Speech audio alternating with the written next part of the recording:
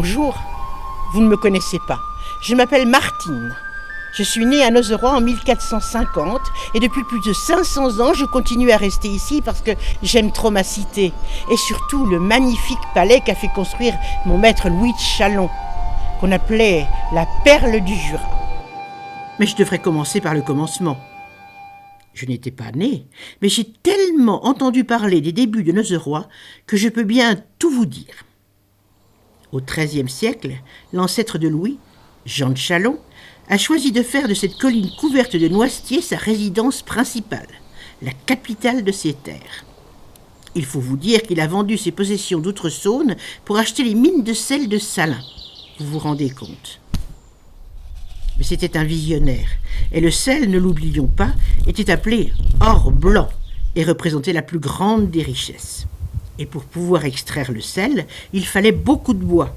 Il a donc acheté aussi les terres environnantes, dont le Val de Miège, largement boisé. Cela ne nous dit pas pourquoi Nozeroi.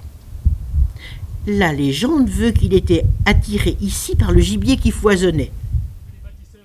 Mais peut-être était-ce plutôt l'attrait du site. J'ai choisi cette colline lors d'une chasse. J'y ai trouvé tout comme je désirais. Une arête rocheuse pour fonder de solides murs. Une colline forte, aisée à défendre, mais où l'eau jaillit à peu d'effort. Et un lieu propice à garnison pour surveiller les routes où circulent les charrois de notre précieux sel. En tout cas, il a décidé de tout. Construction d'une forteresse solide, mais aussi d'une ville forte. C'est un quadrillage militaire qui a été retenu, avec 3 rues et 3 portes, dont 2 seulement subsistent encore aujourd'hui. Et pour attirer les habitants, il a accordé des franchises aux artisans et aux commerçants qui voulaient s'installer.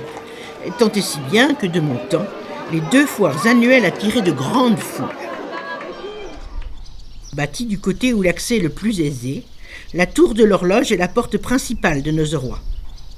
Elle était au départ surmontée par un joli clocher-flèche qui a été remplacé, il y a environ 200 ans, par un bulbe comtois à la suite d'un grave incendie.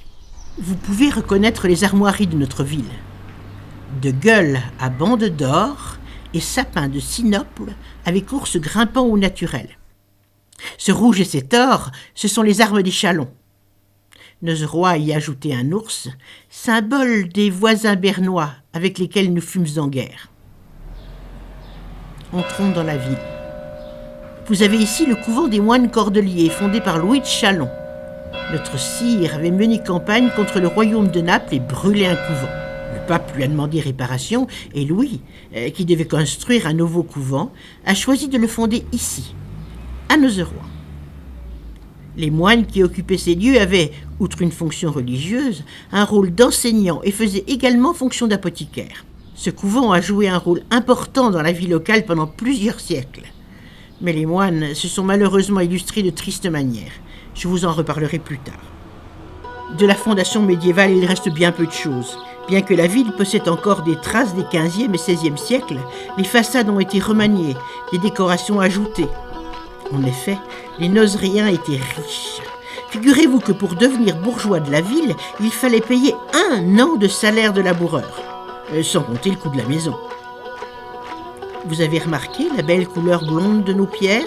Elles proviennent des carrières de Molpré, juste à côté de Nozeroi. La pierre a mal résisté à la chaleur de l'incendie de 1815. Voyez comme elle s'est colorée de rouge et délitée sous l'action du feu. Cette maison-ci est ma préférée. Elle ne paie pas de mine, mais laissez-moi vous montrer. Vous voyez là, oui, là, au-dessus des fenêtres. Ce sont des croix basques. Oui, des croix basques. Certes, nous sommes loin des chemins officiels de Saint-Jacques, mais les pèlerins venaient de très loin, et ces croix leur indiquaient la maison où ils pourraient être logés avant d'arriver au point de ralliement. Descendons vers la porte de Nau. Ce mot désignait de grandes vasques de pierre. Il y en avait de chaque côté pour abreuver les chevaux. Ici, vous pouvez voir l'hôpital Sainte-Barbe, sur les lieux même où le chanoine Cordier avait fondé son hospice. Nous voici arrivés au cœur de la ville. Quand Jean l'Antique a construit sa forteresse, cette place était le lieu le plus proche du donjon, donc un bon endroit pour être en sécurité. De ce côté, la salle de justice et à côté, la halle au grain. Si on parle de nourriture, il faut aussi parler des réserves d'eau. Et c'est là qu'on comprend le choix de notre sire Jean. Il y a un phénomène curieux de résurgence qui fait que l'eau affleure pratiquement en 2 points, qui sont devenus des fontaines. Au fond de la place, ce grand bâtiment a abrité un couvent de religieuses de l'ordre des Annonciades célestes. Ces religieuses partageaient leur temps entre la prière et la réalisation d'ouvrages de broderie à or froid. Un bien joli mot, pour tout simplement parler de paille de froment. Les sœurs composaient des motifs en tressant la paille, puis leur donnaient du volume avant de fixer ces broderies sur du tissu. L'ordre s'est éteint faute de vocation, et le couvent n'était plus occupé au moment de la Révolution. Ces dames ont donné leur nom à la place des Annonciades. Cette belle façade, c'est la maison de notre célébrité locale, Gilbert Cousin.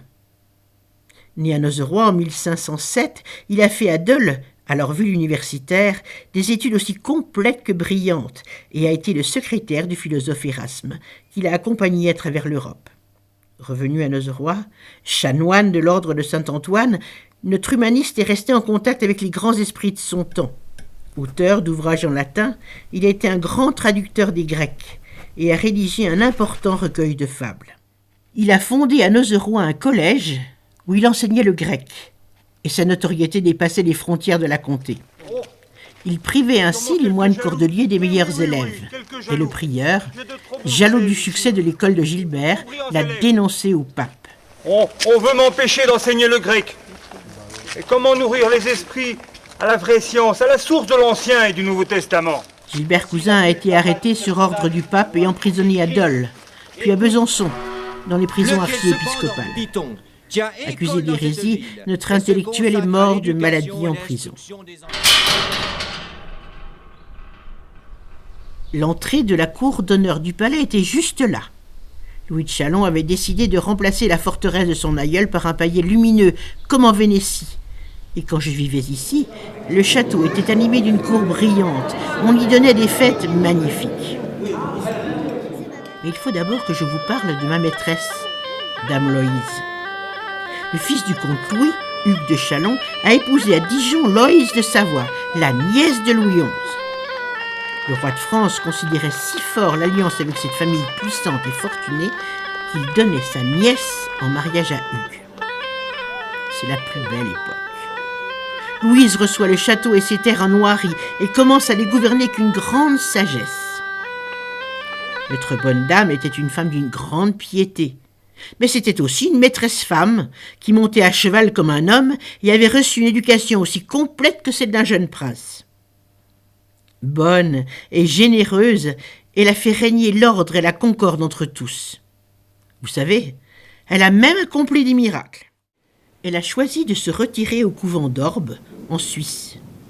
Il faut dire que la perte de son jeune époux avait assombri son caractère. Fini les fêtes. Elle ne cessait de travailler que pour prier pendant des heures. Maintenant, elle est vénérée sous le nom de Bienheureuse Loïse de Savoie. Mais mon château a reçu bien d'autres célébrités. Louis XI, venu visiter sa nièce. Charles le Téméraire. Anne de Bretagne, reine de France et cousine du seigneur de Nozeroy. Et des musiciens tels que Josquin des Prés ont joué au château. Le dernier des Châlons, Philibert, venait régulièrement au château dans son enfance. Sa mère l'avait élevé seule, dans la tradition familiale, et c'était un fort guerrier, habile à la joute. Ma décision est prise, mère. Je me rallie officiellement au Saint-Empire. Je serai fait généralissime du Saint-Empire, avant ma 25e année. Et je commanderai à la tête des troupes dans la marche que Charles Quint prévoit sur Florence. Philibert est mort au combat. Il a perdu la vie en assiégeant Florence, et avec lui, mort sans enfant, s'est éteinte la lignée. C'est son neveu, René de Nassau, des Pays-Bas, qui a relevé les armes. Mais il n'aimait pas mon château, et il n'y a jamais habité. Je recule le moment, mais je dois vous parler des Français, de l'invasion de la ville et du château. Car vous savez bien que nous ne sommes Français que depuis la peine Nimègue, imposée par Louis XIV. Avant, Nous étions du comté de Bourgogne, et ensuite nous avons été du Saint-Empire.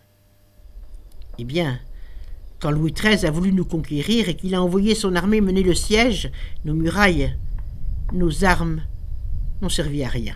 Souvenez-vous, j'ai dit tout à l'heure que les moines cordeliers s'étaient illustrés de mauvaises manières. Un moine a ouvert la porte qui conduisait au souterrain. Les soldats sont entrés de nuit par cette porte et la ville s'est rendue au matin. Ils ont tout détruit.